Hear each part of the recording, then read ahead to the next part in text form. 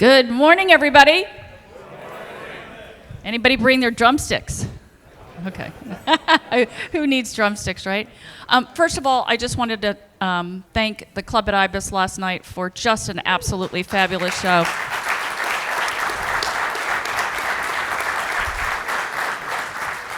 They really put on the dogs for us, and that's the benefit of being in an area where we have a club local that we can go and do our chapter dinners at. So I don't know whether anybody from Ibis is here today. Is there anybody from Ibis here today? No, they're still sleeping in, yes. Cleaning up from last night, but if you wanted to just drop them a line, send them a card, you know how important that is to hear from your peers that they did a great job. So we thank you for that. Clean up from yesterday, you can still put your points in today. You will see that they are not on the app, but if you go on the front page of the app, if you go down to the very scroll to the very bottom, it'll say, did you miss putting in credits, and you'll hit there and they're all listed again. So we just wanted to make it easier on the front of the app for just what we're doing today. One other thing, did everybody get a ticket? Couple of people missing tickets. I'll make sure that I get you tickets, or see me to make sure you get tickets. We've got some drawings from some of our nice vendors have given us some things to raffle off. So we're excited about that. And thank you guys for being here, our friends, our very dear friends. Thank you so much. All right, thank you. All right, thanks, Beth. Jim Butler, Club Benchmarking. We've got Kenny Buchanan here from Club Benchmarking, Mike Morin from Club Benchmarking, and the man who needs no introduction, Kurt Keebler from KKW. So, thank you. So we're thrilled to be here, because one of the things we're going to talk about today is the importance of data, and more important than that is what do you do with that data? What does it mean to you? How do you communicate with your boards? I was talking to Brian from Shadowwood this morning as he walked out, and he said he made a conscious decision 3-4 years ago to use the data to talk to his board of directors, and it changed his world. It's not about what you think, it's not about what you feel, it's about what does the data show today. So Mike's going to go through, we're going to talk about the survey data. I'm going to lead it off with Kurt. Kurt's going to talk about the data and the importance of GM searches and what you do with it. So, Kurt. Good. Thanks, Jim. Good morning, everyone. Can you hear me? So, what you can imagine in my role, I get called a lot. Frankly, just the last 2 weeks, I won't divulge who in the room's president called me asking about compensation reviews. And I can tell you, a couple of those, 2 of the 3 conversations where, well, we got this spreadsheet that's been passed around South Florida, and I just don't know where these numbers came from. And I had them send me the spreadsheet, and I don't have a clue where those numbers came from. And so it was kind of interesting, because it led into the discussion, where are you getting data, and what are the comps for similar clubs out there? And there's no, absolute perfect comp, as you probably all know, but there's a lot of misinformation out there. We have worked with Jim and Mike and the crew at Club Benchmarking a number of times to find similar size clubs, similar geographic location clubs, and provided board members with factual data and the range, not saying here's where you have to pay somebody, but for every key leadership position, quite frankly, in the club. I believe, and I think a few of you in the room where we've done that, I believe it has helped to right-size you in many cases, but it's also provided some clarity, because there's a lot of ambiguity out there. These spreadsheets come up from people going into 990 forms. We have found that most of the 990 forms are inaccurate out there in some way, shape, or form. They don't capture all the comp and benefits and bonus and so on calculations. So we've written several articles about this, but I can tell you, club boards are asking for data of us regularly now.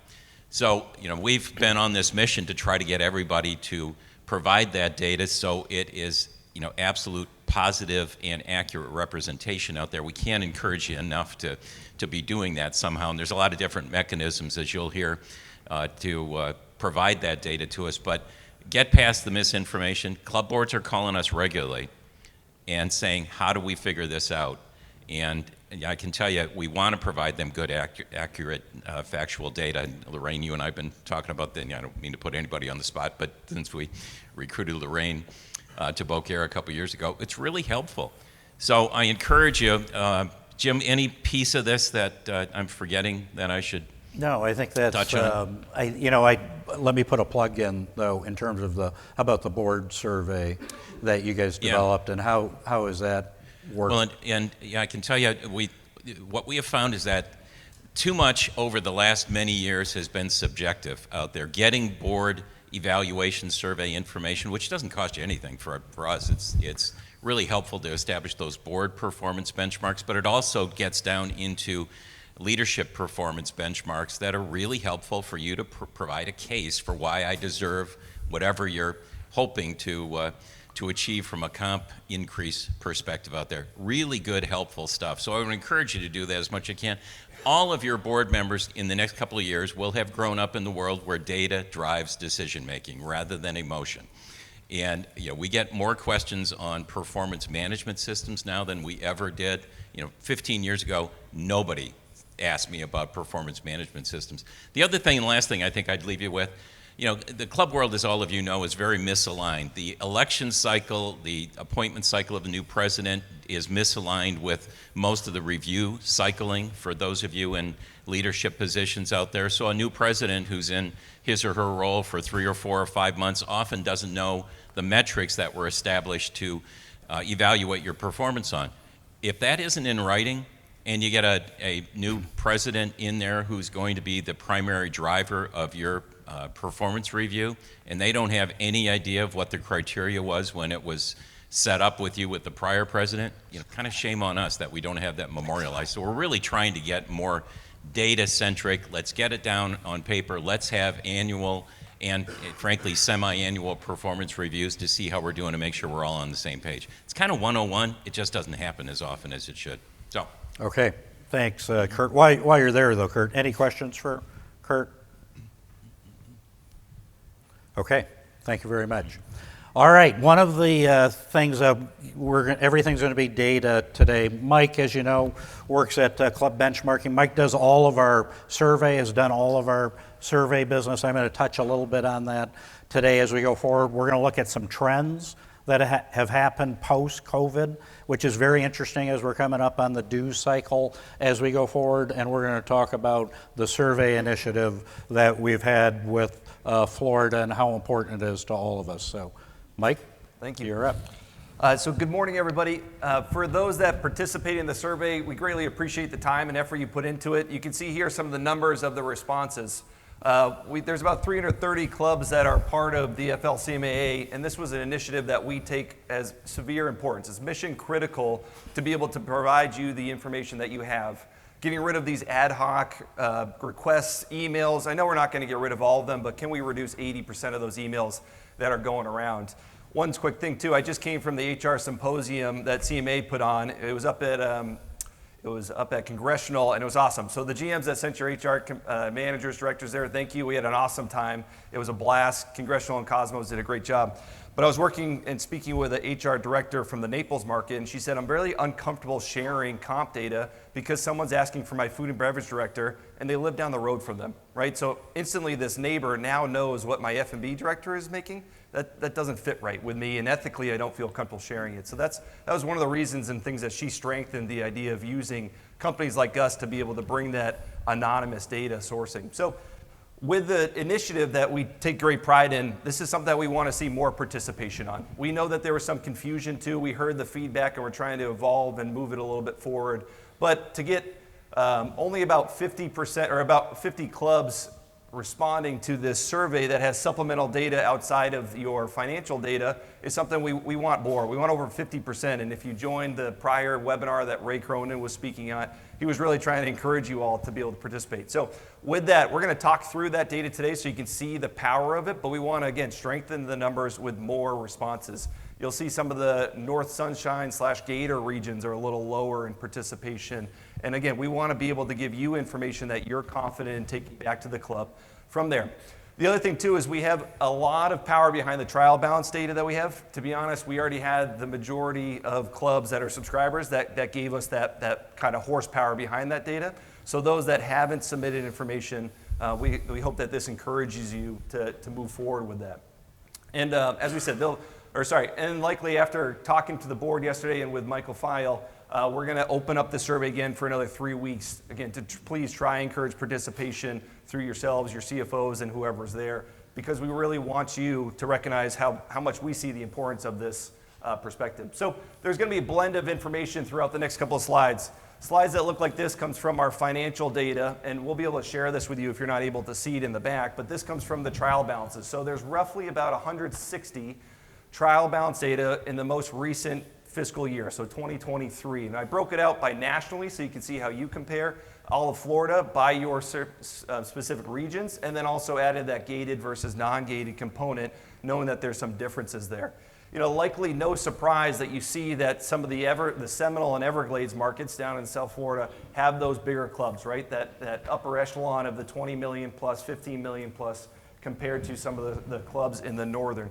Now, that might right away dissuade you from saying, well, why would I compare myself to them, or why does it matter? We need to be in our own region. That's why club benchmarking uses ratio analysis, and you'll see that in the next couple slides, how common they are regardless of where you are in region, where those kind of fall into place. So we know that you also get some of this data from RSM, which we love the RSM report. We think we complement each other, the two firms. We think we bring out a lot of information. The added layer of club benchmarking is you get more dynamic information. I tell you, we can get a little bit more specific to regions. We can put together peer clusters for you, and we can give you more real-time data. And again, we love the RSM report, but I think the two firms together can really build upon each other to give you that needed data that you have in the industry. So as I said, you look at those differences in the overall operating revenue, but then you bring it down to the net operating margin. Ultimately, within the club benchmarking range, we say -4% to +4% is break even, right? So across, you see nationally, it's consistent at the median, -0.1. You see all of Florida, -0.4, and then break out from there with those breakpoints being there. So it's very consistent, and it shows you that the club operating model is very consistent, maybe regardless of club type, or if it's the gated versus not, or that region. This is why we bring it back, and this is the importance for you to be able to know this information, right? You get challenged all the time on this. We know budget season is coming up, and this is when all of our calls start to come in, especially with the food and beverage debate. So this is to show, just again, even though you saw some of those clubs, and the Club of Ibis right now, right? Last night you had a wonderful evening. They would also fall within these breakpoints and regions to show you that commonality. Now, though, there's a couple challenges that you're facing. So this is from the supplemental survey data. This is 50 clubs or so, sometimes 45 to 50 responses. This is the information that you're sending around via emails that we want to be able to give you real-time data, right? So how are your overall operating shortfalls funded? 50% of respondents are saying they're doing it through dues increases, right? So to be able to combat that, the inflation you're facing, the labor increases, 47% are saying dues increases. The other 38% are saying through some cost cutting, and then dealing with operational shortfalls. I got to get rid of that message. You have a meeting coming up? Just kidding. All right. And then the food and beverage debate, which Jim will talk and show some of the overall trends that you're seeing throughout. But in fiscal year 2023, how are unexpected increases in food and beverage expenses funded, right? 80% of clubs are adjusting that menu prices. As Jim said, I do, myself and a couple colleagues on my team, we do the member survey related research, and food and beverage, as you know, is the hardest area to generate satisfaction, and scores are starting to go down slightly year over year because the value proposition is getting challenged. So members are feeling that, right? They're seeing the menu increases going up, and then they're starting to think, man, was that meal for two people for $200 worth it, right? We were at our club. We're not down on Fifth Ave. How come we're spending the same? But that's what we're having to do, is compete with those menu adjustments. Does this give you the information to say, hey, clubs across the country are trying to do this, right? It's either dues increases with the 47%, or it's through these other means that you're seeing here. So these are the conversations that we constantly get asked about or have email exchanges around. Insurance premiums, right? We're talking about net operating result, and this is one market where you're feeling those insurance premiums as well. On the left side, we say, what is the property insurance increase last year? And you can see those breakpoints. The 25th percentile is 10%, 50th percentile at 13, and 75th percentile at 24. Then you can see here going into next year where that is. So over the last 2 years, that's about a 25% increase, maybe at the median or so, that you're seeing those insurance premiums increase, right? And that's going directly to the net operating result and the bottom line. So how are we combating that? Again, is it through dues increases, and are you fighting for that? We're going to talk about some of the dues increases we've seen year over year as well.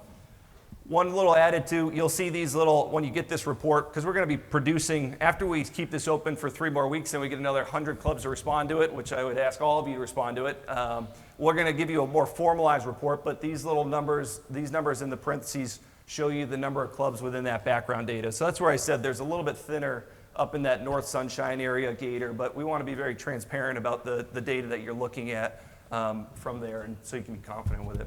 Mike, and I would just say, Kurt and I were at a club in Marco where their insurance premium was $300,000, I believe, right, the first year, and it went to $1.3 million. And that $1.3 million by 300 members was a couple, as you can imagine, a couple $1,000s per member. So it's real. I think they actually responded to the survey. It was a 500% increase. So I took it off just because I didn't want to single them out, but it made the line graph go straight up into that response there. But this is very real, right? And this gives you the information to say that you're not the only ones facing this, that we know this, but what are other clubs facing and how are they combating that ultimately within your operating as you're going into the budget season. So dues ratio, back to that. This is an overall metric of how much you want to subsidize the experience and how much you want to offer to an experience, right? Ultimately, your dues revenue is your total membership dues divided by your total operating revenue. So how much of the dues component is driving the factors of your club? We would say that we are in the dues industry, or we're in the dues market. This is something that we think is top of mind and that you shouldn't be ultimately arguing about back and forth from opinion. We have the information to tell you ultimately what you should be setting your dues around and then choosing and making the choice of what type of experience you want to drive. When you look at this, some of the things that come out, you see that Seminole and Everglades market being a little bit higher than the North Sunshine. Again, this is going back to our trial balance data, so there's about 15 to 20 clubs in that North Sunshine market, so it's not just the 4. But you see some of these choices that these markets are, these choices that the Seminole and Everglades are making to offer an experience a little bit more elevated or broader amenities. You see the clubs in this Boca market that have some of the nicest facilities across the country and in the Naples market as well. So you see those choices. Also, same thing with a little bit of a different dispersion with whether there's that residential component or not there, but very consistent, or sorry, slightly higher than overall the nationally that you see there. Now with the dues ratio being pretty consistent, now you look at the overall dues. Well, again, we'll be sending this out and populating this, but this is the overall breakout of where your operating dues are at the moment. But what I want to focus on is dues increases year over year. So this is looking at from 2022 to 2023, where you see these increases being at. The median increase across all of Florida is 11%, right? That's incredibly high. This was shocking. We actually questioned this a few times, and Jim asked me to look at this 6 times because he didn't believe it, to be honest. But 11% right at the median, upwards to 17%. And we know that this is conversations that you're still having and fighting and trying to be able to get the dues increase that you want there. Ultimately, when we're not able to increase the dues, where is it coming from? It's coming from the member experience, right? That money needs to come from somewhere. So you're pulling it out of something, whether it's not being open as much, getting cheaper chemicals in some way, having fewer staff, all of that pulls away and takes away from that member experience, right? And this is, again, you see even maybe Gator's a little lower because there are some clubs that had 0, but the median being right there at 11% across the state, and then at 9% nationally. Then we ask in our survey, so going back to the survey that we'll be sending out and getting another 100 responses for, you can see the breakouts going forward. What is your projected and estimated dues increase for next year? So this is, again, 48 responses. You can see the break point there, and right at the median is about 6%. There is one club that is going upwards to above or about 28%. You see that going up there. But then breaking down by region, it's getting driven up a little bit by the Florida residential clubs, where it's about 7% at the median for that residential component. Right, so this is very real, and we're seeing this consistently over the last couple of years where it's been 9%, 7% or 11%, and then now you see here another 6% is projected or estimated. We want to strengthen this. Again, we want you to respond to these questions so that we can get another 100 responses and be able to have you walk into the boardroom pretty confidently and say, this is what our competitors are doing, right? And the next couple slides go into capital investment and where your market is going. Payroll ratio, this is one that's been consistent, and I don't know if you touch on this later on, but this is one that hasn't moved over the last couple of years. Your payroll ratio is ultimately your total payroll divided by total revenue that you're looking at the club. It's been consistently around that 55, 56% across the last 12 years. Our database goes as far back as 2008, or excuse me, 2010. What you see here again is pretty consistent around across the region. So even though you have those Seminole clubs and the Everglades clubs that are a little larger and maybe they have a few more staff or their amenities are a little higher, they're only a few percentage points a little higher in payroll. So even though you go to a club like Ibis, and I just keep using them because you were there last night and they're a great example of a really high-end club, their payroll ratio may be a little higher, but it all falls relatively within the same across the state, regardless of where you are. These are the types of metrics and ratio analysis that you want to be able to confidently speak to be able to answer in a second if someone asks you. We won't do it here, but we've done it in presentations like this and pointed in the crowd and said, what is yours? Do you know that? Just to be able to see, are you ready to answer these things? Because you should be walking into the boardroom and then also making sure mid-managers are able to accommodate that as well. And then Mike, can you relate that to the dues ratio of how close that is? Can you just go back a couple slides? So if you look at the dues ratios and see that the range there is 44 to 56%, let's use Seminole at 57%, 51, 57, 62. Let's go to the labor ratio. 51, 57, 52, 53, 58, 61. They are fundamentally the same ratio, and it's very important. If you're one of those clubs that have a 40% dues ratio and your labor ratio is at 60%, that's going to be a challenging situation. Why? Because you've got to get money from somewhere else. Where are you going to get the money from? Dues is 100% gross profit. Food and beverage, you lose money. It's very hard in those dues clubs that have 40% ratios to be able to give their staff pay raises or keep up with it. But it's the use of that data to make that point to your board and trying to drive that ratio up as a manager. One of your jobs as a manager, and we'll have some fun with this, but is to get more money out of your members. And you get more money out of your members, what do you do with it? You spend it. And you spend it on services for them. It's not a bad thing. Best clubs in the world have the highest dues ratios. Looking at some of the hourly wage increases, so this goes back to that supplemental survey that we added on with the trial balances. We asked in the past 2 years, or the past 2 fiscal years, so 22 to 23, 23 to 24, where your hourly, so this is hourly wage increases are. Right at the median, you see it at 5% hourly wage increases. Then looking into next year, where do you see that? It's again consistently that you're projecting, or overall, a 5% increase in hourly wages. We're feeling this. We get these calls all the time around what is the increase in wages. This goes back to the comments that Kurt was making around the compensation having real-time data. We know it's difficult. I was doing focus groups on the West Coast yesterday at a club in Naples, West Coast of Florida, and the conversation was around turnover, right? Why do we have so many staff turning over? We want this to be a personality-based friend. We want to walk in and it be like Cheers. We want them to know our name, but we're losing so much staff.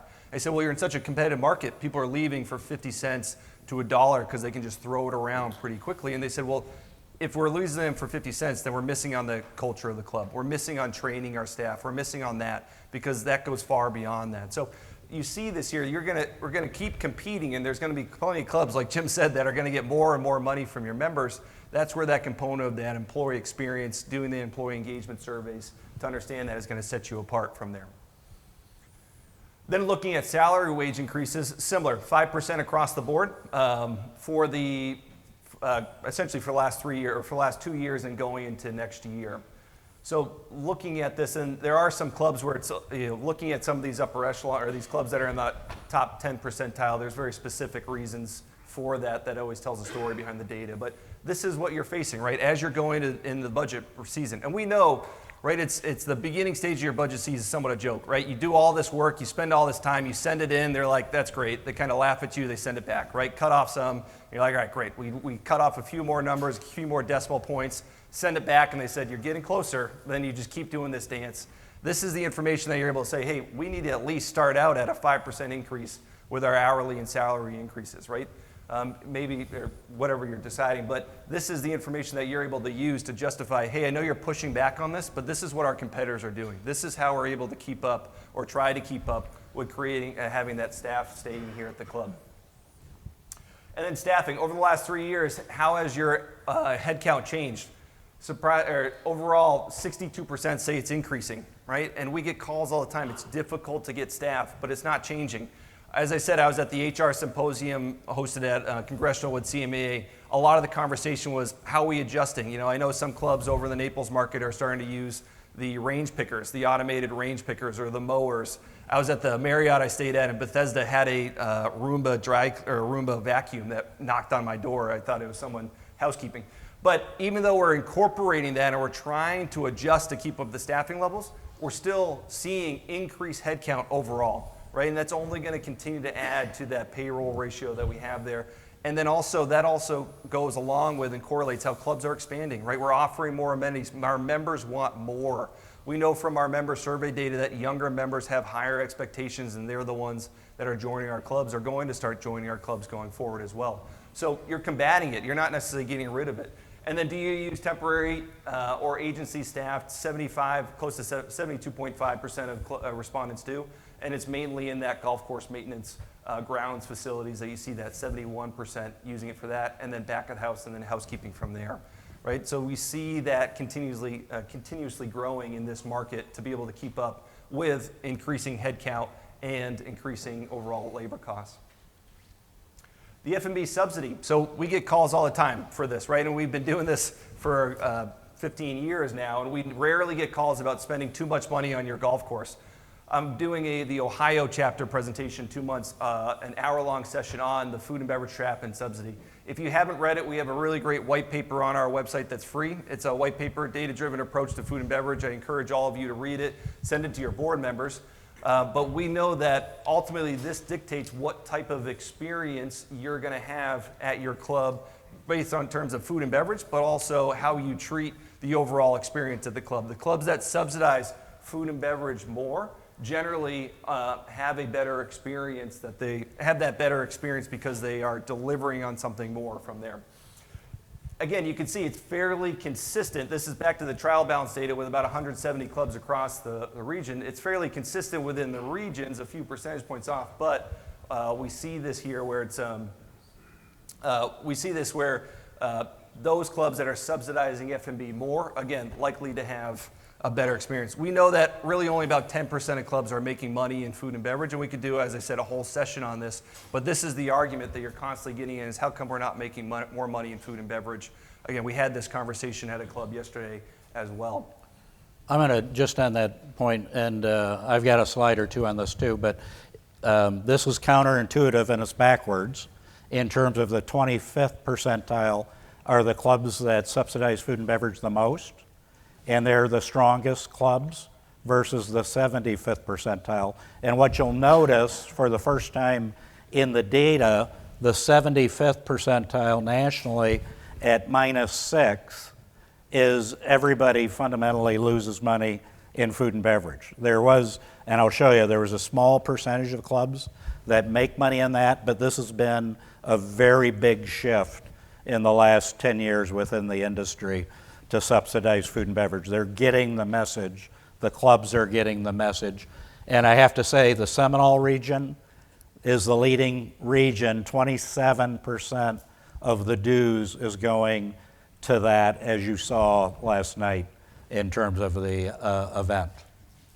Yeah, and you can feel that too. If you're in the Boca market and you have the tea sandwiches, right, and really the coffee and tea at afternoon is much more than that, right? And you can experience that based on the choices that your club is making. And as Jim said, he'll go in to show you some stats on clubs that are in this first quartile, how their metrics are generally more healthier and more sustainable going forward versus the clubs that are choosing not to subsidize it less.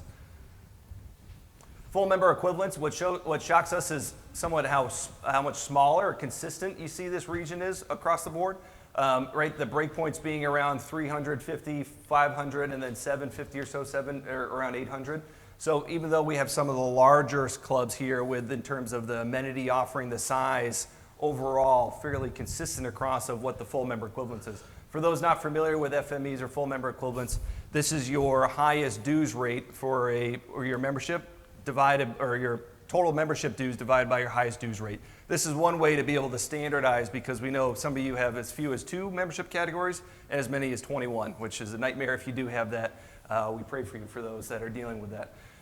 But this again gives you some framework, some settings of where you see across the region and industry of how large or how consistent clubs are in terms of size.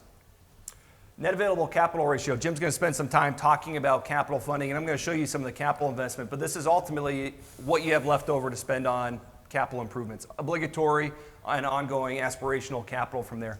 We recommend as a company that it needs to be over 20%. That is a healthy percentage that you should be generating for your net available capital ratio. We're doing all right at we'll say most clubs are beyond the median, so at least 50% of clubs, more than 50% of clubs in the Florida market are hitting that mark for us, but nationally it's a little lower, and it would say about 40% of clubs are not hitting that mark. This is incredibly important. As you know, or maybe have heard, ultimately, and you saw, we are a break-even operation, right? Our operating dues ultimately fund the experience of our club and don't drive the footprint going forward. Jim's going to speak more to the overall footprint concept, but this is what ultimately drives your club going forward, and this is when you're talking about budgeting, where you should be setting it to, right? When we're talking about what our capital dues should be, where our capital generation is. A lot of clubs were dependent on initiation fee income, right? But that started to dry up. 50% of clubs in the industry are now on a wait list, and people aren't leaving, especially in the Northeast where I live up in Boston. People aren't leaving clubs. So when you only got about 5 members leave or joining, or 5 memberships joining in a year, your initiation fee income isn't driving what your capital needs are for obligatory. So this is where you need to focus on when you're talking about that capital ledger versus your operating ledger. Yeah, and I would just say, to put a number on that, we know the median club's about 10 million. So if you're in the 75th percentile, you need to be generating $3 million a year in net available capital. If you're a $20 million club, you need to be generating $6 million a year. And if you're a $30 million club, you need to be generating $9 million a year. The hurdles in this business have gone way up in terms of capital. The clubs that win have the strongest capital engine. Because again, what do we do with that money? We put it back into facilities. And I'll talk a little bit about that. Kurt, what do you see in terms of that? Yeah, you're just reminding me. Jim and I have had the good fortune of probably, literally 100 board retreats in the last year and a half. Yeah. And it's just fascinating when board members start to see this data, and the reaction is, I had no idea. And it's eye-opening. It just, the data capture and analysis is so important now, because it has so educated the boards out there. And we even see it going back to committees, because your committee members are eventually going to be your board members. How do we educate them so they don't have a misconception coming on board day one? Right. So really important. Right. Yeah, and you'll see this is going to be increasing too, or the threshold that Jim's saying is going to be increasing because of the capital investment that we're putting into this region ultimately. And looking at that, so this is a breakdown of, we asked you in each fiscal year, what was your overall capital investment? So you see it in 2020, 2021, 22, and then going into 2024, 25, and then over the next 5 and 10 years. You see it just at the median continuously growing the amount of money that clubs are going to be investing in their facilities, right? And this is beyond, or this is either with or beyond just the obligatory capital spend that you have there. So when you're looking at your budget, you're talking about what we're doing going forward. Are we investing in what we have, right? Because you're competing against all the other clubs here as well. Your competitors, your neighbors are investing in their facilities. So are you doing the same? And you see overall, some of these, we had to pull out some of these because there's some clubs that have some massive community, over $100,000 that they'll be spending. For 100 million. 100 million, thank you. Yeah, over $100 million for certain projects that are specific to them. But over the next 5 years, 14.5. And I'm going to show you, we're going to ask you, do you think that you're appropriately funding or building the right amount of money to be able to do this? You all pretty confidently say yes, right? Well, you all feel pretty confident that you do have a good grasp on what the club funding capital needs are. You see that amount of money that we're going to be investing going forward? Do you at the moment feel like your budgets are going to be able to build that type of reserve for you to do that consistently? Right, going back to over the next 5 years, 14.5 million at the median is going to be spent going forward. In the next 10 years, 24 million from there, right? So are you looking 10 years out? Do you have a plan going forward, a master facility plan that's driving this, or working on a strategic plan with focus groups and surveys to be able to know what we should be spending? Can you go back on that, Mike? Yeah. So the one, and this is the self-reported data, right?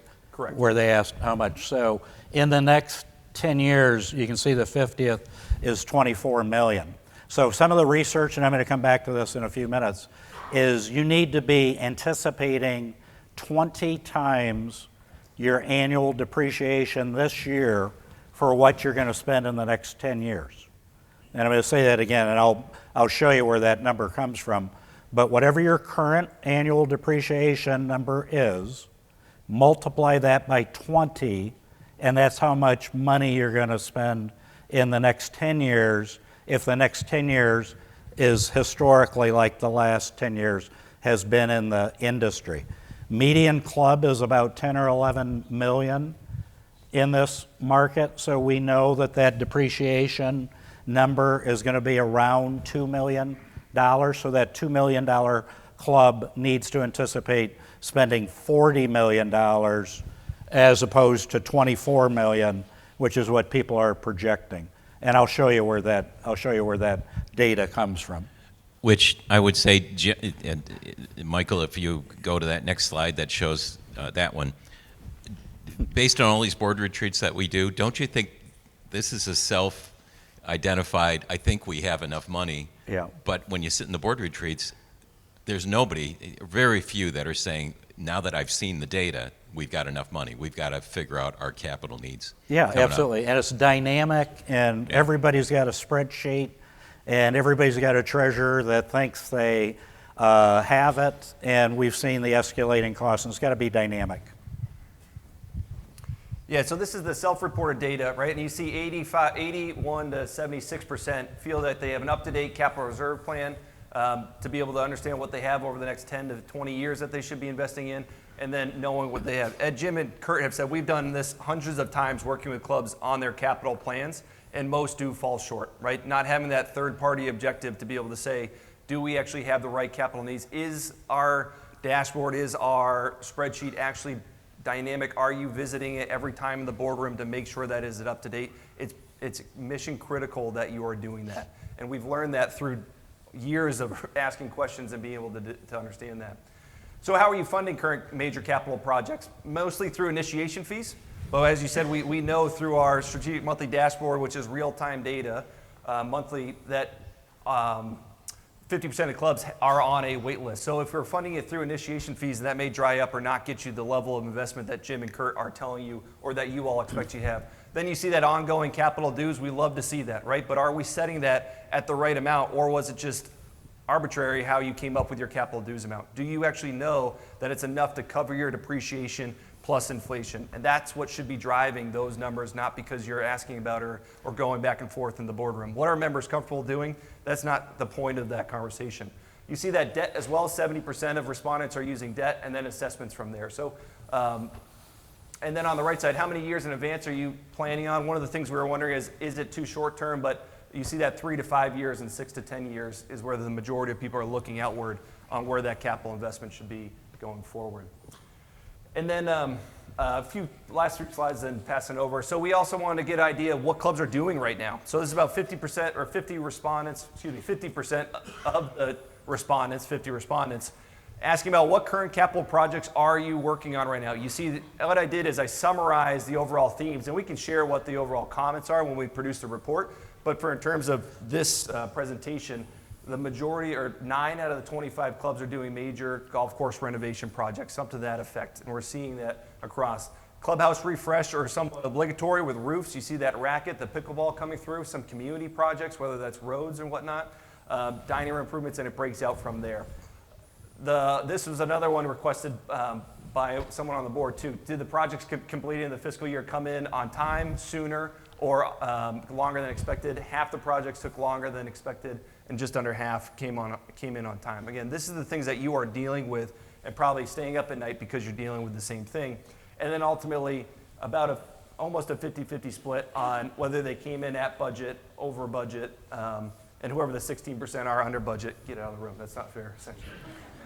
So then we asked, what are some of the biggest challenges or trends that you're seeing? So this is overall comments, and I tried to summarize it again, but these are from your words, from the 50 respondents. You see that management and governance challenges. You're seeing more and more clubs going to that, going to the education, right? I feel like we failed boards ultimately across the industry because I say it's a problem when we joke that it's you get congratulated when you get off the board, not when you get on the board, right? That's something that we need to do in working with KK&W or us to have, or other companies in the industry, to be able to educate our board members on what they need to be looking at. You need to be the ones driving this conversation around the KPIs, around the dashboards, having that information at every board meeting. If you're sitting at the board meeting and you're reading the membership report, then what are we doing wasting our time, right? That should be something that's read ahead of time, having a portal that people can be able to go through, read, and you come in and you're talking strategically, right? So you're seeing that. There was also, I think, a piece by KK&W about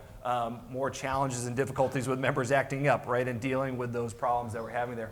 Financial and operational challenges, right? So we said that we have actually I'll touch upon that afterwards, but financial and operational challenges, increasing concerns in food costs, where you remember 80% of you are increasing menu prices to combat that, to try to keep up with inflationary things. Increased energy and utility, addressing government audits, changes in inflation, labor, and you see those increase about 5% with labor. Member satisfaction and surveying.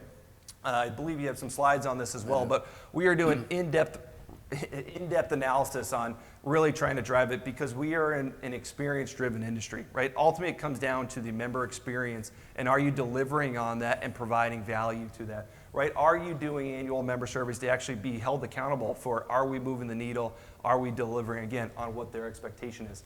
Staffing, labor issues, and then capital projects. So some of the challenges are capital projects and renovations, but 80% of you said that you're good though. So how does that work out, right? 80% said, we know what we need going forward and we know how to fund it going forward, but there was a key theme in these comments saying the need for more capital, obtaining the necessary funds for it, being able to complete the projects and all that, right? So having that sentiment, that understanding. And then ultimately trends that you all said, growing in non-golf related amenities, so pickleball, the bocce, the fitness and wellness. We know those are really driving forces of our industry right now. Rising costs, making it a challenge to provide value. The younger members joining.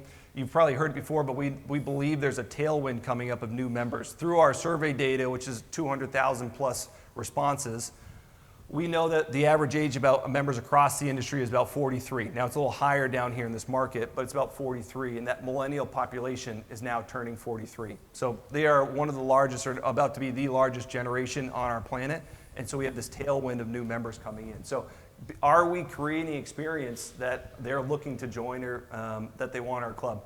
Technology, social media, and then ultimately, again, providing the member experience, and you see where that's consistent throughout. Okay, is that it? Yep. All right, thank you, Mike. Fantastic. All right, now, what do you do with that data once you have it, and how do you use it, and where do you use it as you go forward? Here's two narratives up on the board, the narrative on the left and the narrative on the right, and I'll give you a second to read that if you can read that.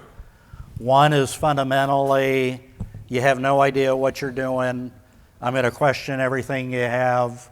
The second is, I know you guys have it as you go forward. And I want to introduce you to Mark. Mark was on my board when I ran the club, and I'm sure Mark is on your board. Mark has the largest taco restaurant distributorship in the United States. He's running for the board, and he's running for the board because he's going to fix your club. And he's got all the answers on that, and specifically, he's going to fix the food and beverage. But more than that, he's going to turn this into a profitable operation because in my taco business, I just do not understand why you can't run this place profitably. You've got all these people, you've got them captured, and you can't make any money on that. Has that ever happened to anybody? No, I didn't think so. So how do you manage Mark? How are you going to manage him? Because we all have to deal with that. And Mark is an expert. We've all seen it. This guy on your board is a millionaire, and depending on your market, he may be a billionaire. And he knows that market, and he knows that business, and he's smart. So what are you going to do to battle Mark? And in my view, in Michael's view, in Kurt's view, there's only one way to battle him. And what is it? You better know your business better than he knows your business. Because if he knows your business better than you know your business, you will get steamrolled. If you know it better than he knows it, you've got a fighting chance. I had the honor of having both the CEO and the COO of Caesar's Palace on my board at the same time. First day they come into my office, and they said they're going to help me fix the club. And I was like, oh my God, this is going to be fun as we go forward. Took me 2 years. 2 years later, they came into my office and said, we get it. We finally understand this is not Caesar's Palace. Thank God, right? But I couldn't have done that without the numbers as you go forward. And then I always like to say, why is this important to you? Why as a manager is this important to you? And what are the characteristics of the best managers? One of the great things I think about Florida, which I love to do, is when I go to a club, is walk around with the manager for 20 or 30 minutes. Why? Because after 20 or 30 minutes, you know exactly what type of club you have there, how the people react to them, and what they do as they go forward. And what are they? I walked around with Jay at Boca West. If you walk around with him at Boca West, it was kissing babies, showing. He knew all the members. It was like the king walking around that club. You gotta be visible. And he knows that. And the other thing Jay said is you gotta make the board look good. I think anybody who worked under Jay knows that. He was big on that, make the board look good. You gotta be great at delivering great service. And part of that is food and beverage. You got to be good at food and beverage. And I got to tell you, the bar is pretty low, and I'll show you, that's not my opinion. That's what the data shows as you go forward, but it's tough. We talk about capital planning and evaluation, and we talk about leadership. Your job is to lead the board.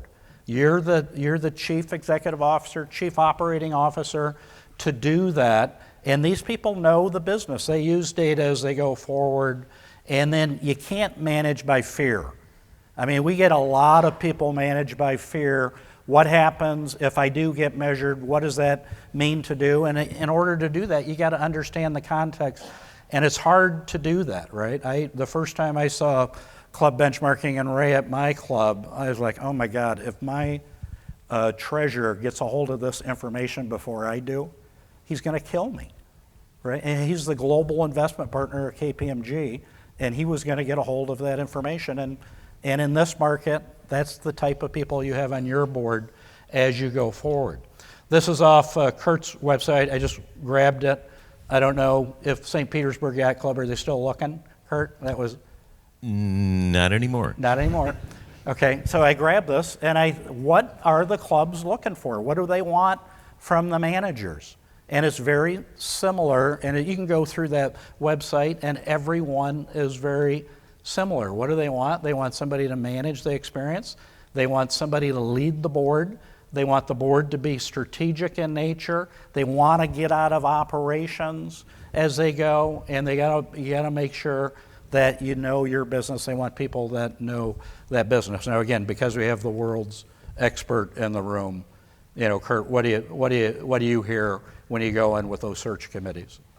It's somewhat of a broken record. Yeah. They want all of those things. I think the only other thing I would add is they want a great mentor, somebody who helps to develop the rest of the team so the rest of the team understands the business model as Beautiful. well. And it's so important. So, do you know the numbers? I just I put up there 12 data points about this is how you're going to use the data. And as you look through those, I won't read through those, but we're going to talk about all of those as we go forward. You've got to be able to take those ratios and spit them off the top of your head. So when you're in the boardroom and somebody asks you about dues to revenue ratio, payroll ratio, food costs, beverage costs, net available capital, you can talk the language as you go forward as we go. Now, we're going to do rapid fire data analysis here, and this is going to be a master's level education here in the next 30 minutes as we go forward. The food and beverage trap, don't put your hand in there and get it snapped. You're not going to make any money as you go forward in that. The data shows, and this ought to be in every boardroom in the United States, let alone in Florida, and that's the bottom part. Every metric that you look at, the clubs that subsidize food and beverage the most are the strongest clubs. And we're going to talk about net worth, which is the second one there as we go. The clubs that subsidize food and beverage at 12% compared to 2%, a couple takeaways. The majority of clubs now subsidize food and beverage, but the data, it's more net worth, they're stronger financially. Who subsidizes food and beverage the most in the United States? Which clubs? The Boca clubs. We saw it. They subsidize it almost 30%. What are the strongest clubs financially in the United States? The Boca clubs. Any metric you want to look at, it's that way as you go forward. You got to know that as you go. KKW, and we've picked up on it, and some other people, Kurt really developed the survey for your board information as you go. The highest rated people in a board survey, I'm proud to say, are the managers. The managers are the highest rated according to the board. Congratulations, you should be proud of that. The lowest rated in the surveys are how we orientate and upload our new members into the club. How do you do that? Do you spend time on that? This is a crazy business. We take board members, get them trained up, and then what do we do with them? Get rid of them, and then we have to do it again. Every year you go, geez, I've been through this before. They ask the same questions. Absolutely they do. You better be great at that. Why? They're the leaders of your club as you go forward. Do your board survey. It doesn't cost you any money. You can email Kurt or Mike and we'll do that for you. Here's the food and beverage scores, and you'll see that they are the second lowest in all the surveys as we go. Highest rated amenity in the club is golf course. And if you're not great at the golf course, you're going to have some issues. The median score is 6.45 out of 7. That means, just from a practical standpoint, half your members are giving you a perfect score and half are giving you a 6 out of 7. You better be great at it. If you're going to be really great at it, you've got to get that up to 6.6 so you have more people giving you a perfect score. Now, food and beverage, the only thing lower than food and beverage is value in the clubs, and this is challenging for us because we've got to figure it out. Why is value so low in clubs? Anybody have a great answer on that? Expenses. That's one way of looking at value, is by price. What are other ways of looking at value? Experience, quality. Are we in the price game? No. Do we have to watch our members' dollars? Absolutely. Are we good at it or we're not good at it as an industry? We are fantastic at it. We operate at break even. We do a $10 million and we come in at zero. If you looked at the median number that Mike put up, it was zero. We're break even. Why are we great at it? Every month we go to the finance committee, they tell us what we're doing wrong, and then we make the correction the next month, and we're in front of it because we look at it all the time. If I said to you, how do your members describe value, how many of you in the room could tell me how every membership describes value within your club? If you could do that, you would be 1 in 100. We don't really measure value. I would tell you we need to measure it as we go forward. The other thing that I think is really surprising up there that I'm going to talk about in a second is most of those scores, other than board, food and beverage, and value, are about 6 out of 7. So we do a great job in that as we go forward. Yeah, please. The other thing, can you go back one slide? As to Jim pointed out, we've done it, right? We've somewhat succeeded with golf being at a 6.45, 6.5, same thing with golf shop operations. But back to the point of food and beverage being the second lowest one and seeing overall satisfaction. So even though we have near perfect scores for golf, it's not polling or influencing the overall satisfaction score to be higher than others. That just shows you the influence and impact that F&B has on the overall experience within the clubs. Yeah, that's a great point. One of the things that's important in overall satisfaction is understanding what's driving that down and understanding what's driving that higher. And we can actually do that mathematically to look at that as you go forward. But you'll see those food and beverage is a key driver to that in the industry. And if we don't get your data, then you have no context on this. Because if you got 5.5 out of 7 in your food and beverage score, and the rest of your scores are up by 6, and you go to your board, and they said, Michael, why is food and beverage sucks right now? And you come back to them and say, you know what? Our food and beverage is in the 75th percentile of the club industry. What reaction do you get? Wow, I didn't know that. You got to have data and context. And that's why it's so important to have context in the industry. It's a great point. Nobody has seen this slide because we just discovered this last week. I was at Baker's Bay, and Sean, who's the manager there, asked me how many people answer percentage-wise in a 7-point scale, 7s, how many answer 6, how many answer 5, how many answer 4, 3, 2, 1, as we go. And I didn't know the answer to that, and I thought it was great. Just as a context, overall satisfaction at the 25th percentile is 5.58. At the 75th percentile is 6.01. So we took the 25th percentile, the 50th percentile, and the 75th percentile, and these are the percentages up. On the bottom, the far left one is all surveys, 25th, 50th, and 75th percentile in the blue. What do you notice about the chart there? Most members answer in the 6 range. The other thing you notice is the people that answer 1, 2, and 3 are less than 10%. As a matter of fact, in the worst clubs from overall satisfaction at the 25th percentile, if you added those up, it'd be 8.8% of the members.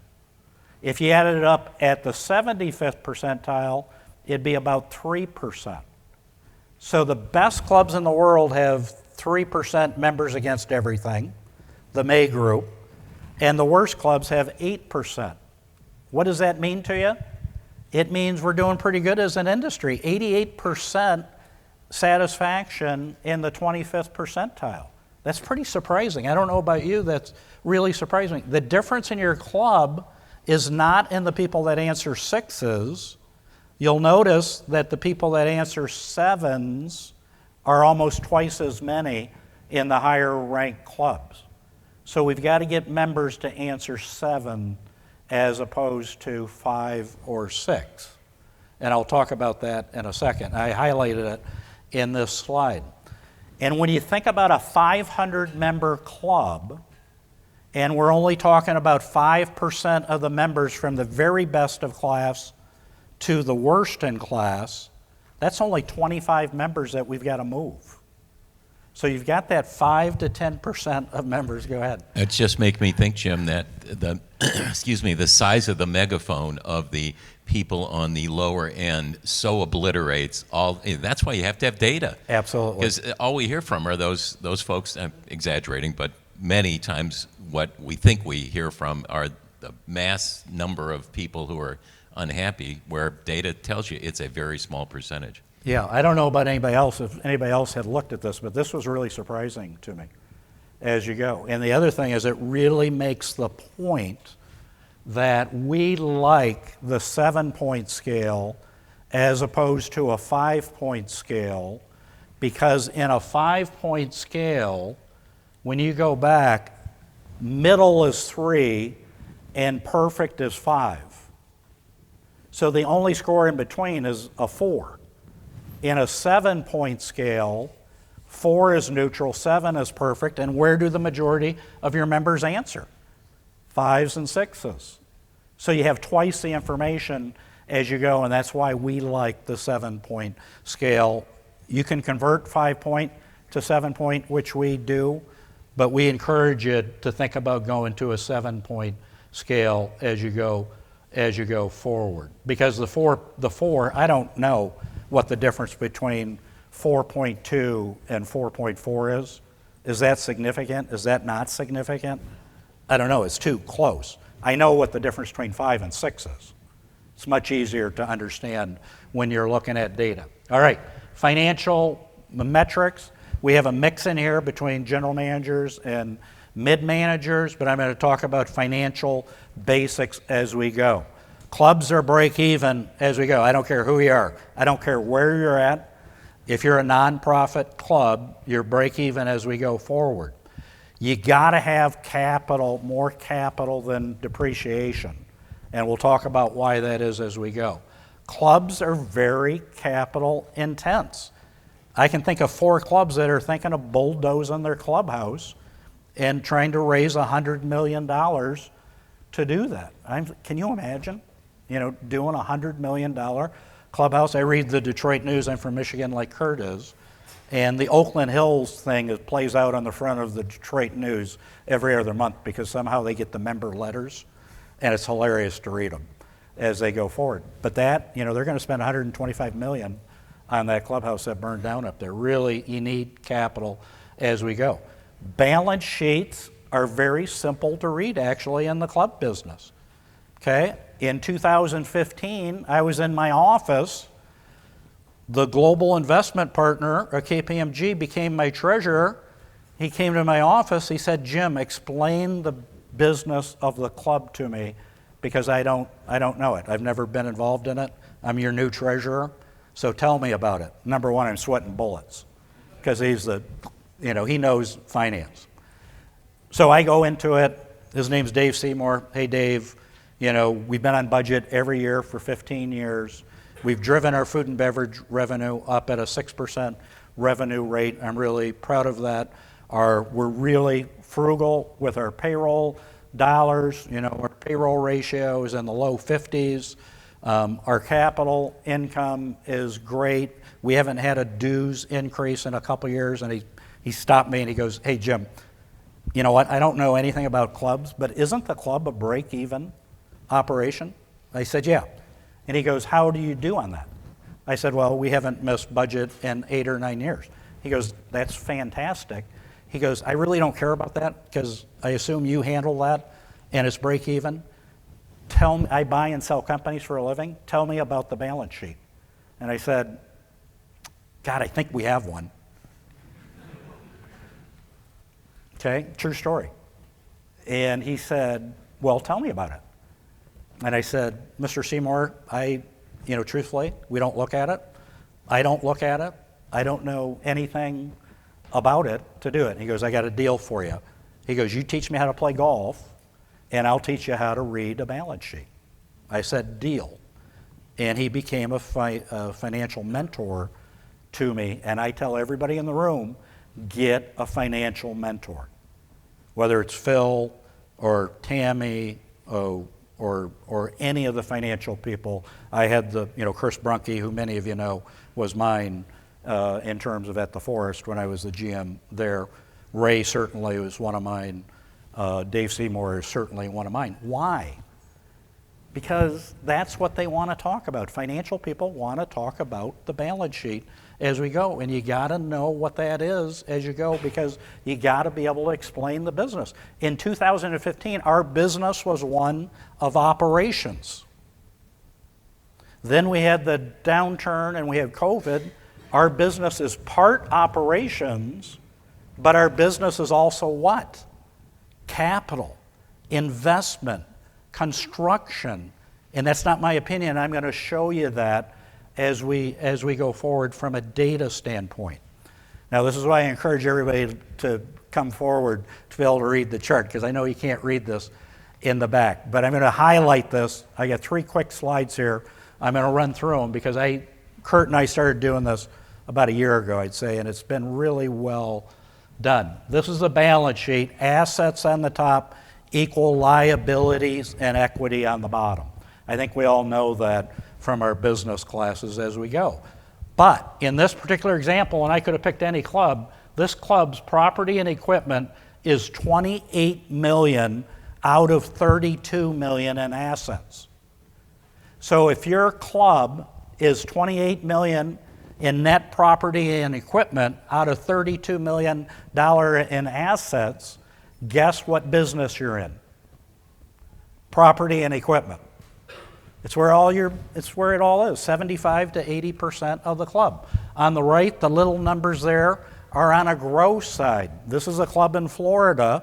Their asset is $51 million. We have clubs in our database that are over $100 million in gross assets. Why is that important to you? Because every dollar that you invest in your facility, Michael, what happens to your dues? They go up. I tackled a treasurer a couple weeks in a town hall meeting that they're building a brand new 10,000 square foot addition, and he told the members they're going to be more efficient and keep dues the same. I'm like, if you do that, you'll be the first club in the United States that's true. Good luck with that. It does not happen. You got to know the numbers. And I'm going to give you some arsenal on that as we go forward. On the bottom, there's a line that says net assets. That's the membership equity line in the club. And when you compare that year on year, if it goes up, that's your compound annual growth rate. Now, if we're from an operations standpoint, this club was $17.8 million in operations. They ran $17.8 million, and last year they made $92,000. Congratulations on them. It's a rounding error on $18 million. Okay, the year before that they lost money. They lost $436,000. The point is this, that if you're break even on that $18 million, how do you increase your net asset or your member equity number? That is, you got to have more capital than depreciation as we go forward. This particular club, depreciation is $2.4 million. Their capital income was $4 million. And if we get your numbers, this is the first thing we look at. I look at your net asset, if it goes up or down. I want to be at a club that generates an extraordinary amount of capital, because when we do the town hall meetings, we get to argue how to spend the money. At a club that doesn't have enough capital, I go to a town hall meeting, we get to argue about how to get money out of the members. That's a way different town hall meeting. And I can tell you which one I like to be in and which one you want to be in as we go forward. So how do you know that, and what have we discovered? So one of the things that we do research all the time, and this is going to blow you away, that particular club's depreciation number was $2.4 million. For future capital, we looked at and tried to anticipate how much money do clubs need to spend going forward. Nobody could give you a good answer in that, okay? But we went back and we've researched that, and we called our friends, And everybody gets the Florida Trend Report. And I pulled out of Phil, I have permission to use this from Phil, in terms of, this is in everybody's slide, and I've never heard anybody mention anything about this particular slide. And this is how much capital investment per depreciation has been spent in Florida in the last 10 years. Everybody with me on that? How much capital is spent in Florida for the last 10 years? In all of Florida, it's 157%. In some of the clubs, in the yacht and beach clubs, it's almost 200%. That's in a 10-year period. So from capital planning, when somebody asked us, as we're doing projections, we dove into this. Depreciation annually is increasing at about 6% a year. Why is that important to you as a manager? Because if your costs are going up 6% a year, you've got to be able to do what with that? Generate that. If you do that over 10 years, your costs are going up 60% minimum, and if you do compound annual on that, it's more like 100%. Billy's in the back of the room. The cost of equipment has gone up a lot in terms of that, and it's great to have a partner with Billy's company in the back, but it's dynamic. That pricing is dynamic, and depreciation is an accounting measure of that. So we called up RSM, we called up Condo Amira, and we studied this, and we pulled in all of their clubs on that, and you can see that's what that line chart indicates there. And when we look at that annual rate of change, you would say, why is that important? And the reason that's important is the amount of capital you need to raise in the future is going up at a compound annual growth rate of over 6%. And if you throw the aspirational numbers in there, we know for the first time it's 20% of your depreciation number. Now, don't go back to the club and say, I just listened to Butler at conference and he told me we're going to spend 20 times depreciation for the next 10 years. You might. Use that as a placeholder, but look at your aspirational, look at your cost, and do the capital planning.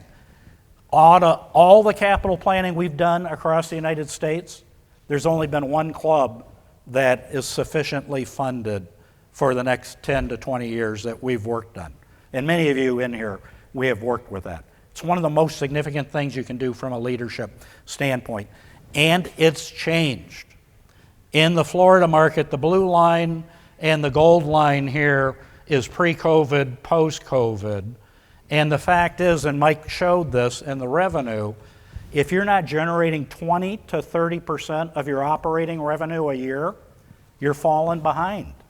Pre-COVID, that number was about 10%. I think it was 14% at the median. That's been a fundamental change in our business. Why does that impact you? Because what do members want? They want new facilities and they don't want any assessments. So if you're going to have new facilities without assessments, there's only a couple places you can get capital, and where's that at? Capital dues, initiation fees, but oh, by the way, we have this dirty little secret that turnover rates in the clubs that have waiting lists, what does that do? Decreases, and therefore we have to generate capital from somewhere else.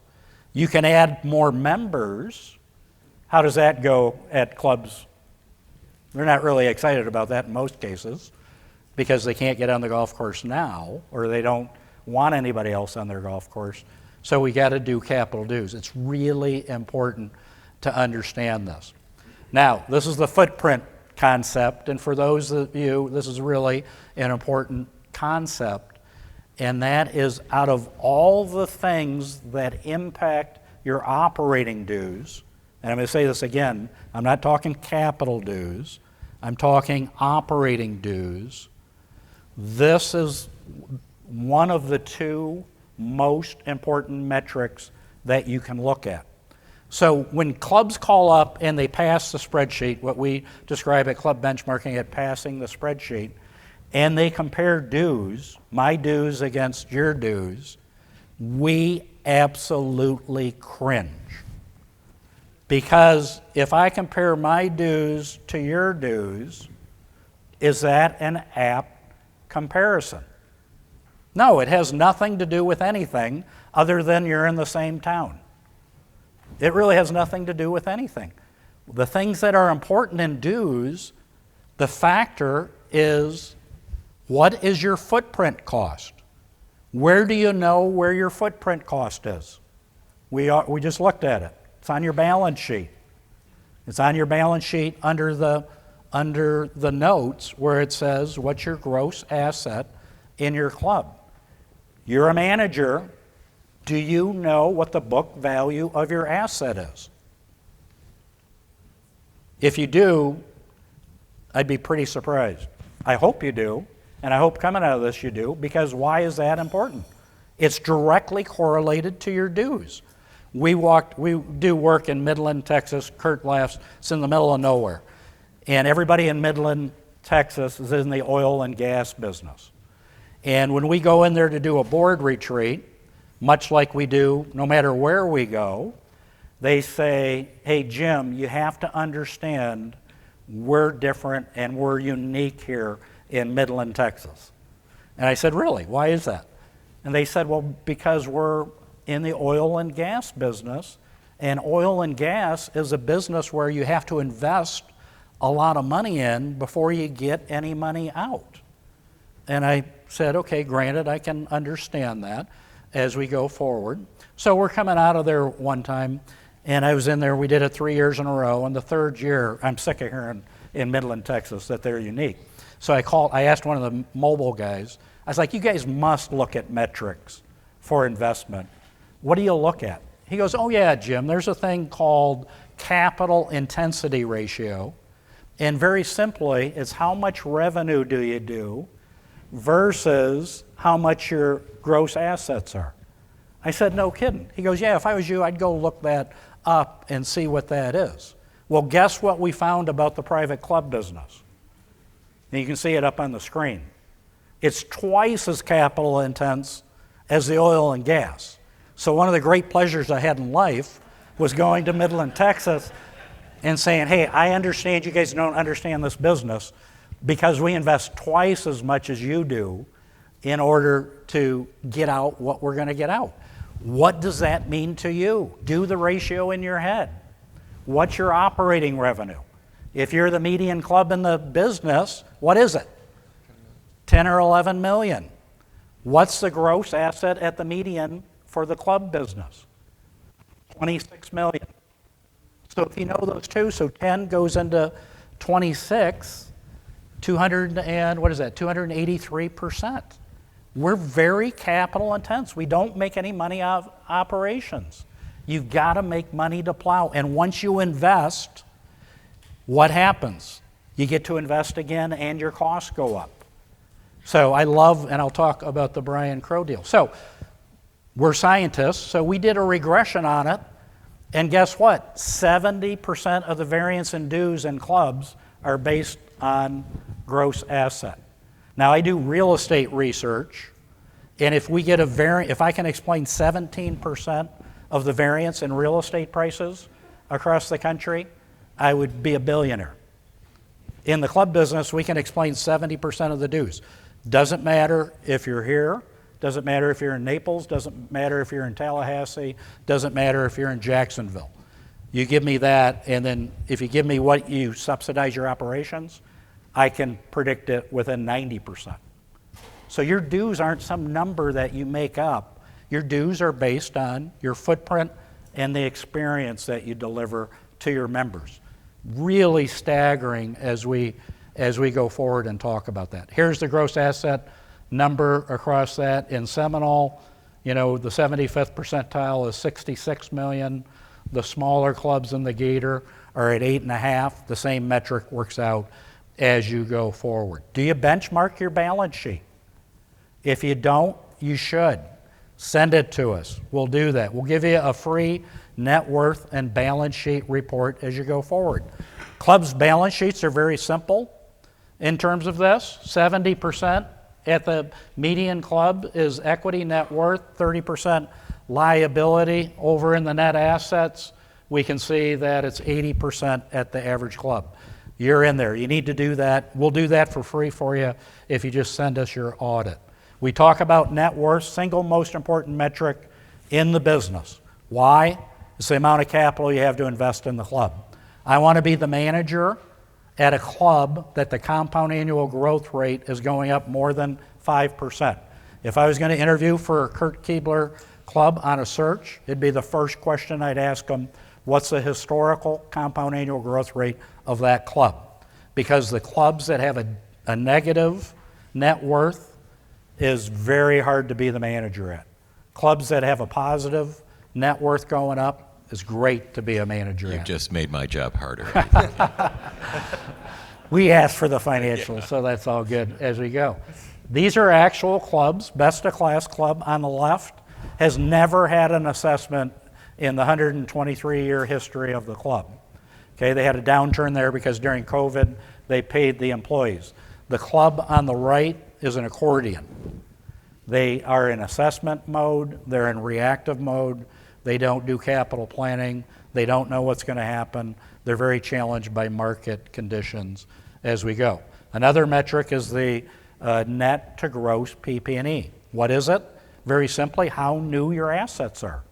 And it's complicated, but it's one metric to look at. We look at that, and as we look at the industry, and this is stunning again to me, in the Everglades and Seminole, they're almost 70%, which means the facilities are new. When you look at the Gator region in the 25th percentile, it's 38%. What does that mean practically to you? That means that your asset's 62% depreciated. What does that mean to you as a manager? When you walk into that board and you say, I need more capital dollars, what do you lead with? Net to gross ratio. We're competing, we're at 38%, 32%, 31% in a world that best of class is 70%. If I walked into those clubs, they have a certain aroma to them. They're tired and they need capital, and it's one of the hardest things as we go forward. Here's the industry as we go. The clubs that have a higher net to gross ratio are able to charge more money on initiation fees as we go. That's why it's important to you as you go forward, and the return on investment as we go. All right, what has changed since COVID? What is the big changes in the industry? Number one, clubs have generated a tremendous amount of capital, 20 to 30% best of class compared to operating dues. If you are not one of the clubs that were able to increase your capital in the biggest economic increase in the United States in history, stock market's over 40, S&P, the amount of money in the market, clubs have waiting lists, you got to ask yourself why. And how am I going to get there? And time is not your friend. Food and beverage subsidies in our business have tripled. Think about that. They've tripled. Now the 75th percentile loses money like everybody else loses money or subsidized. Why? Because we think the boards are becoming better educated. They're understanding the business model. You can make money in food and beverage or lose money in food and beverage or that member experience, but at the end of the day, that's on your operating ledger, and financially it doesn't do anything for you. So when you go into that board meeting and you go in that finance committee, you fight for every dollar that you can. Because at the end of the day, for the business of the club, you need those dollars to do what? Provide member experience.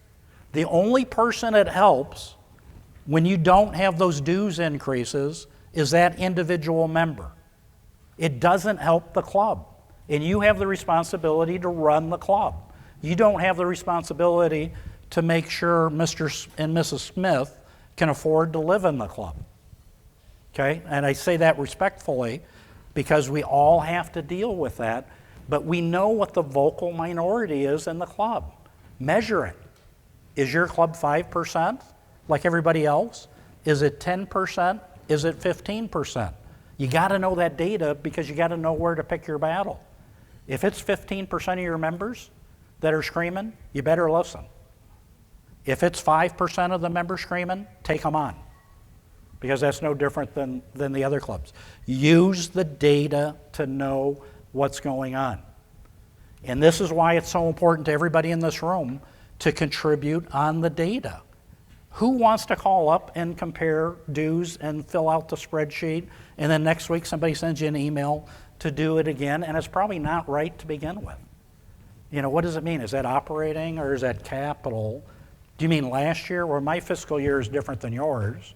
What do you include in that? Is your food and beverage service, is that in there at all? You're probably not comparing apples to apples. So the more data we have, the better we can do. As a manager, know your numbers better than anybody else as we go forward. So with that, we're right at the bottom of the hour, I'm going to open it up to questions and answers. We've got a lot of people here, a lot of smart people in the room. Any questions? Yes, sir. How much of the insurance increases in premiums is due to extreme weather? How much the insurance increases do what? Extreme weather. How's that impacting? Oh, extraordinary. So clubs is there an insurance expert in the room? So we work a lot with the insurance. So deductibles are going much higher, as we talked about. Like again, the Club in Marco, 300 to $1.3 million. We have the increases are up 10, 11%. It's definitely related to the weather and the hurricanes. I mean, especially in this market. And remember this, is it only in Florida that's happening? No. Hawaii, you got the volcanoes. If you're in Houston, Texas, you've got the flooding. If you're in California, you got the fires. If you're up in Boston, you have historic flooding as you go. So I don't care where you're at. You have this weather risk because of the increase. Other thoughts? Okay, Mike, what's the next step in terms of what we're doing? What do you want them to do? So we're going to be opening up the survey again for another 3 weeks. We've heard some of the feedback too about having it, so we're going to look at the distribution of it, maybe having it go through CMAA, the FLCMAA, to be able to get the survey response or the survey link to you all. So we're going to keep that open for another 3 weeks. Again, we're hoping to get another 100 responses, getting more trial balance, and then from there, once we do officially close it out, we will produce a more standardized report for you all to share with it. The ultimate goal too is to bring you to our Vista dashboard to be able to give you the opportunity to have more dynamic benchmarking for looking at your specific regions or the overall state from there. So the phase 2 coming this fall is to be able to give you that dashboarding feel. Good. Kurt, anything? How much does this cost you?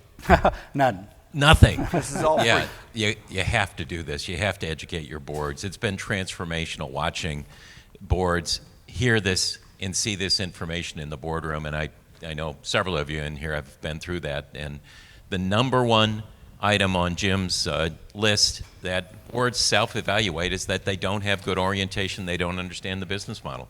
It's the easiest, quickest thing we can do to help them understand this business model if you provide that data, and it doesn't cost you anything. Absolutely. Michael, anything? Well, first of all, I would just like to thank you all for the partnership with all this. I know I am very excited about this prospect of having this data at my fingertips. And I would just ask the show of hands here, after seeing this initial presentation today, how many of you see the value in this? Is this something that you all think you can bring back to your clubs, please? Well, that's terrific. So really, we would all ask you to go back to your clubs and communicate with your broader team, general managers, CFOs. Please participate in this. We think it's just a critical tool for us. Thank you. Okay.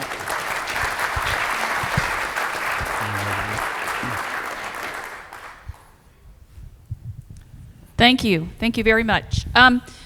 We appreciate it always, our friends. Anybody in the room didn't get a ticket? Okay. She's going to run around and do those. The password for this session is data. Shocking. I don't know. I had a blonde moment. Okay. While she's passing those around, we do have some nice gifts that were given to us by our vendors, and I'm going to do a couple of those now, and then we'll do those at the next session. I will remind you that as I said yesterday, the vendors are very, very important to us. Please make sure for the next 30 minutes when I release you that you go over there, walk around, say hello, say thank you, pull a card from you. You never know when you're gonna need them.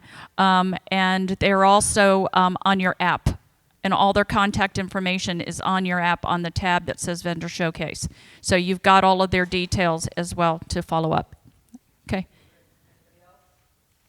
Okay. Can I? Super. Okay.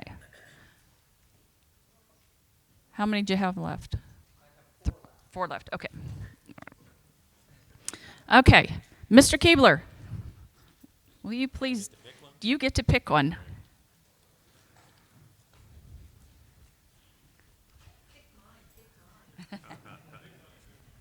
The last 3 numbers are 684. Is that 684?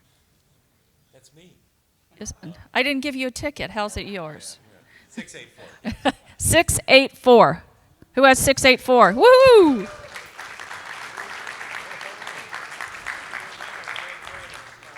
Okay, Mr. Goldfarb is doing a custom shirt. Sweet. So go by and see Mr. Goldfarb for a custom shirt.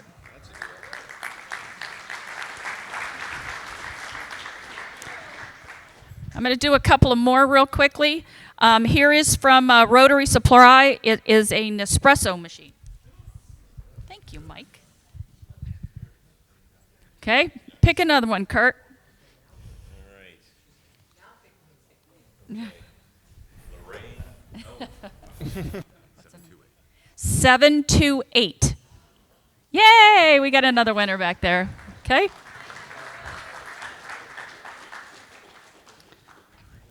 Since we're on a roll, we'll go ahead and do one more. This is from Ptolemy. This is an iWatch. You want to put yours in there now? Yeah. Come, I didn't get it. 663. 663. Yay, great.